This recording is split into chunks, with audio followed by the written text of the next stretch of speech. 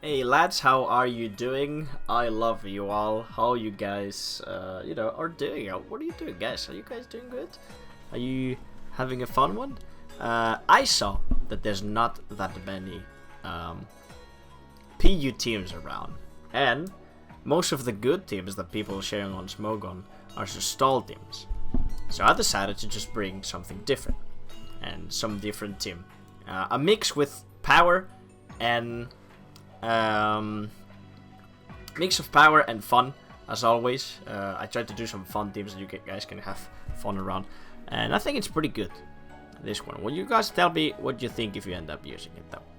This team is a team that I've been showcasing on the channel for a bit, which has the Choice Banded Morpeko and the Quiver Dancing Liligan. We'll explain this pretty well, but it's a very offensive team with only 2 walls, 2 setup sweepers, 1 hard hitter, and a very fast scarfer for the tier. Now, the first member of the team, but the team is not perfect, by the way, as always. You can leave me improvements if you want, but the first member of the team is going to be Morpeko, as you've seen on the screen all this time. Morpeko, we're going to be using a Choice Banded set, and it's very fun. Honestly, Choice Banded set, it's very hard to wall, and if you know how to play it and, have Hunger Switch into an account, you can have a lot of very heavy hits that most of the opponents won't be able to counteract too well, because then it will change Hunger Switch form, and, it's just messy. Plus the Choice Band Aura Will, it's mainly what you will be clicking this and Parting Shot. You can provide momentum to the team. Excellent Pokemon. I am gladly surprised to use the Choice Banded set. Way stronger than I was expecting without the Protect.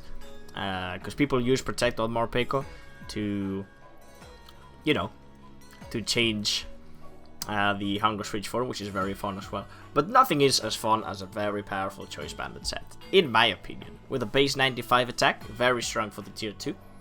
And it actually does pretty well against all teams, I must say. So having a very powerful Morpeko on the team is always something good to have, I'd say. The second star of the team is Liligan. Now, Liligan has lost a bit of strength and power compared to last gen, and has a pretty nice competitor, or competitions, has a lot of competition in the tier with the Quiver Dancing Grass type set. But I'm gonna show you why I like this more than Bellossom, because the Bellossom is the competition, the set competition. But Liligan has way better offensive stats than Bellossom. Bellossom is more of a tanky, very slow setup Pokemon with Quiver Dancing. Whoa! Drop my mic. Are you guys okay? I'm sorry about that.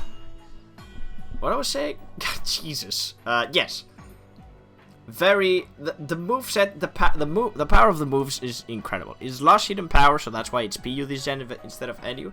But these stats, 90 base speed, 110 special attack, coming from a 120 base power move, is very strong.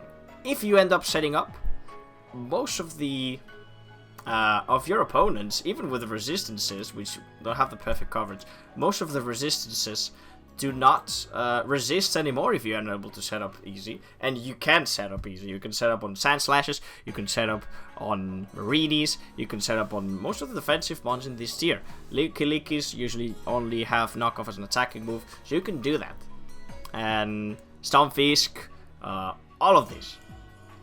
So do not knock it off. Bellossom may have Moonblast 2 as coverage, but it's very weak. Like, honestly, it's super weak, and it's not as fast as this. This will end up outspeeding Scarfers after a couple of Quiver Dancing, and it's not that complicated to do with Lomberry plus the substitute. Now, this combo is I like it a lot. Lomberry allows you to get subs on status Pokemon, subs as well. You can set up on a status attacking move and they will miss, and if they don't, you have the Lomberry to protect you from that. And you can get very easy subs. Very easy subs will mean that it's very easy, or at least easier, to be able to set up to Quiver Dance +2. And most of the tier cannot take +2 pedal dance. I'm gonna tell you, it's true. And the only thing that will be able to take it is grass types, which we do have Pollen Puff, which is bug move. It's super effective, new from this generation. And flying types, we have Morpeko to deal with them with a very powerful electric attack. And as well, no, they don't have Thunderbolt on the other, so no, nothing. And still, even on Pheasant cannot take well pedal dances and Pollen Puff and then pedal dance.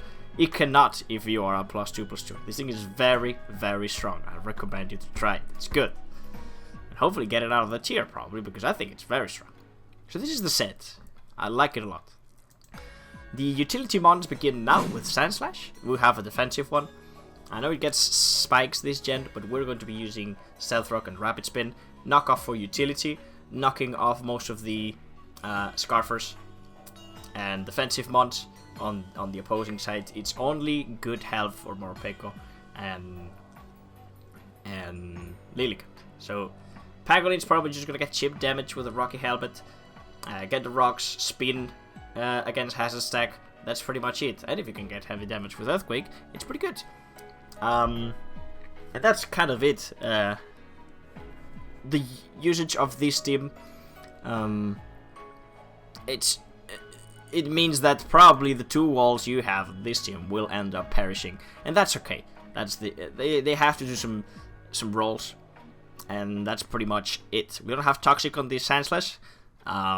We'll go full knockoff. I think getting rid of items for this team works better than Toxic, but if you guys are going to put it, it's a pretty good choice, to be honest. Then we do have Marini, probably the weakest wing of this team. We have a Spadef one. I think the physical defensive one is better, but for the how this team works, I end up using a Spadef one. This is the one that will be spreading Toxics around and burns with Scald and Toxic. It has Recover, which is always useful, although my Marini, once I tried it, normally died. Yes, so that's not much. Nothing much else to say about it. And then Haze. Haze is a very crucial move for this team. It's so offensive that sometimes you have to sack Pokemon, all that they will try to set up on Marini, so sometimes you have to spam Haze to not get swept, and then bring your next threat and then attack it. So that's the point of Marini. I think it's the most important is status spreading and Haze. Thankfully, Recover and Regenerator can give it a little bit of more survivability, but normally as Sandslash, they will probably both perish. So you can count now with the burns and Toxics chips, the Rocky Helmet chips, and the knockoff. We're doing a lot of damage, preparing the opposing team to be demolished by Choice Banded Morpeko. If you have chipped away, it's harder to take a hit. All the Quiver Dancing Lilligant. And also, the third setup sweeper is going to be Phalanx. Defiant Phalanx, of course. It's a no retreat set. It sets up as well. It's not as strong because the moves are not as powerful, but it does help breaking some walls and helps Morpeko and Lilligant quite a bit. Or if you did the opposite and used the two previous attackers to break walls, Phalanx can work well as a cleanup. Now, it does have close combat, Throat Chop for coverage, very nice. Poison Jab for another extra coverage, for fairies especially, very nice. And then no retreat. Now we do have the combo, Shed Shell, no retreat. It's a pretty interesting mechanic that I wanted to try this gen, and it ended up working pretty interestingly. When you use no retreat, as you can read, well, you cannot read it, actually, I can read it, but it basically says that it raises all the stats of Phalanx, except evasion and accuracy, and it traps the user. So it traps Phalanx, you cannot switch after using no retreat. That's why it's called no retreat. But we can actually retreat, because we have the Shed Shell. This, though, can only work once. Shed Shell only works once. Once you use the Shed Shell after no retreat, it's not gonna work again. So think about when to use that free no retreat, but then the second one is going to be no retreat for sure. So keep that in mind. Normally you don't have that many opportunities to use no retreat anyways in a battle. More than 2, it's pretty ridiculous to think about. It could happen, but, you know, just in case, have that into an account. And that's the Phalanx. Love it. Love Phalanx. Love my boys. Love the Spartans. They're back. And last is going to be a Choice Scarf Kadabra. Magic Guard Choice Scarf. We do have the trick. Trick is to punish very tanky walls that can annoy the setup sweepers we've mentioned already. We have Psychic. Nice stab with a very nice, powerful stats. Shadow Ball for all the Kadabras. Most of the Kadabras are Life Orb or Sashed. So having a faster Kadabra that can revenge kill them is very nice, especially because this team is quite weak to it. To Kadabra, because it's good. And then Dazzling Gleam for, you know, extra nice coverage is very nice to have. That's pretty much how this works. Not much else to say about this Kadabra. To check out other Kadabras especially, and give the team a much needed extra speed on the base, because the team actually is not that fast if you don't set up. So that's very important to have, I think. Now, the only problem with this team, it does have weak points, so you guys should have into an account. It's that I don't have priority in this team. I couldn't fit it. I could probably use First Impression on this guy. Could be interesting. Use a Choice Bandit set, or use a setup plus, you know, that oh god, I lost my train of thought. But basically, if you have first impression on this, on the Phalanx, could be quite nice. But yeah, mainly that's Kadabra's role. Continue with the weaknesses of the team. Very fast flying tap, so Pheasant could be a threat, but that's not that weird because it's one of the best Pokemon in PU, to be honest. In my opinion. That's great to have. But would you have Sandslash to kind of deal with the bird?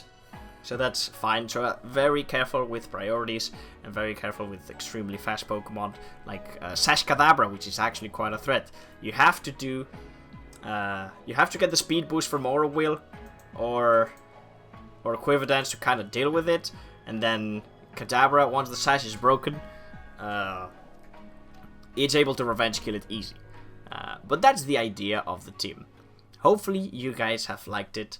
Hopefully you will use it and tell me how the team works. The link will be in the description, of course, as always, if you want to use it. If you think you can improve it somehow, or change something that goes more with your strategy or way to play, let me know in the comments. I always like to have some discussion about it. But mainly, hopefully you use the team and tell me what you think. I don't know. It's probably fun. I had a lot of success with this team. If you've seen the previous videos, the Showdown live and the stream, the stream on Showdown. But I don't know. You guys can tell me better than I did. I loved it, and it was very fun and it felt very good to play, and that's why I'm making this video. Lately, I'm doing a lot of like very nice teams, and they're being pretty good somehow. So hopefully, you guys did enjoy it, and hopefully, you guys will end up using it. And I'll see you guys next time. Thank you for joining me once again, and I'll see you guys in another video. Goodbye.